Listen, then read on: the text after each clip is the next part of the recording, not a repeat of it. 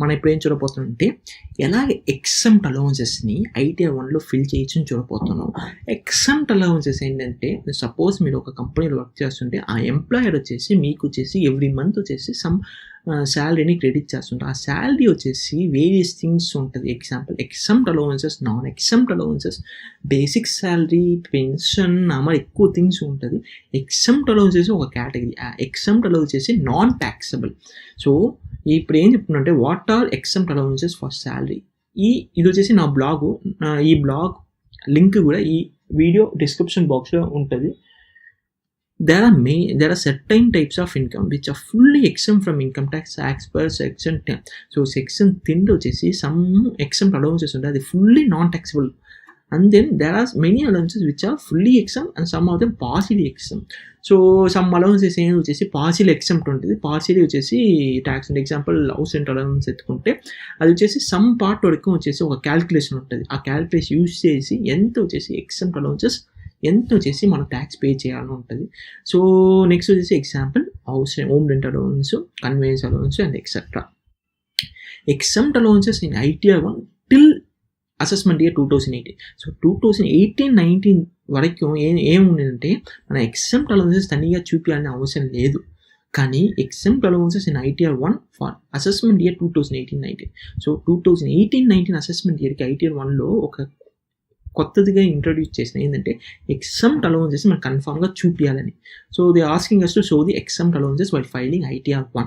అది ఎక్కడ చూపించాలని చూస్తే మనం ఇక్కడ చూడొచ్చు.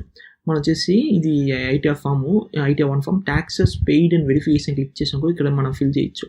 ఏం ఫిల్ చేయొచ్చు అంటే select nature of income.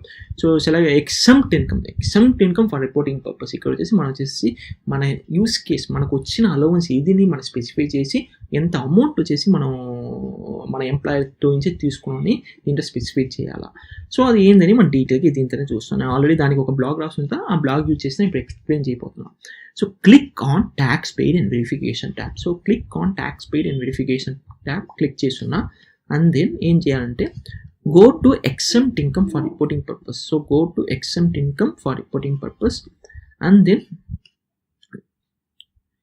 step 3, if you get exempt income, exempt house rent allowance, then you have to show that by following ways. Suppose me employer వచ్చేసి మీకు హౌస్ రెంట్ అలవెన్స్ ఇచ్చుంటే some part of home rent వచ్చేసి non ట్యాక్సిబుల్గా ఉండొచ్చు. So అది వచ్చేసి form 16లో specify ఉంటుంది. ఫామ్ 16లో సెకండ్ పార్ట్ బిలో సెకండ్ సీరియల్ నెంబర్లో ఏముంటాయంటే less allowances to the extent exempt under section 10 house rent allowance వచ్చేసి 69,000 రూపీస్ వచ్చేసి నాన్ ట్యాక్సబుల్. సో 69,000 వచ్చేసి ఎగ్జామ్ట్ అలవెన్సెస్. ఆ ఎగ్జామ్ట్ అలవెన్సెస్ మనం చూపించాలా.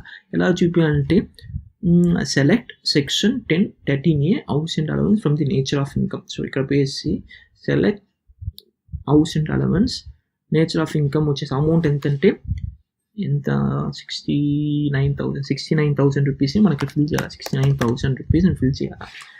అండ్ దెన్ ఇది వచ్చేసి హౌస్ రెంట్ అలవెన్స్కి. నెక్స్ట్ వచ్చేసి if you get exempt conveyance allowance then you have to show that by following the below steps. So మన కేసులో మన ఆ పర్సన్కి వచ్చేసి కన్వేయన్స్ అలవెన్స్గా వచ్చింది ఎంత అంటే 19,200 రూపీస్. ఆ 19,200 రూపీస్ ఎలా చేయాలంటే క్లిక్ ఆన్ యాడ్ రో in the other section. So ఇక్కడ వేసి యాడ్ క్లిక్ చేసి దెన్ సెలెక్ట్ చేసి ఏం చేయాలంటే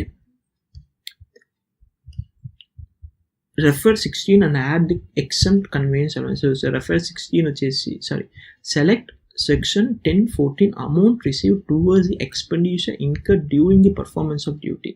సో కన్వేయన్స్ అలవెన్స్ వచ్చుంటే మనం ఈ మాట సెలెక్ట్ చేయాలి. Section 10(14) amount received towards the expenditure incur during performance of the day. So ఇక్కడ పోయేసి మనం ఏం ఫిల్ చేయాలంటే మన ఫామ్ 16ని రెఫరెన్స్కి పెట్టుకునేసి 19,200 రూపీస్. ఆ 19,200 రూపీస్ మనం ఇక్కడ ఫిల్ చేయాలి. 19,200 రూపీస్ మనం ఫిల్ చేస్తే మన టోటల్ ఎగ్జామ్ట్ అలవెన్స్ వచ్చేసి ఎంతంటే 88,200 రూపీస్ మనకు వస్తుంది. అది మనకి క్రాస్ వెరిఫై చేసుకోవచ్చు 88,200 రూపీస్.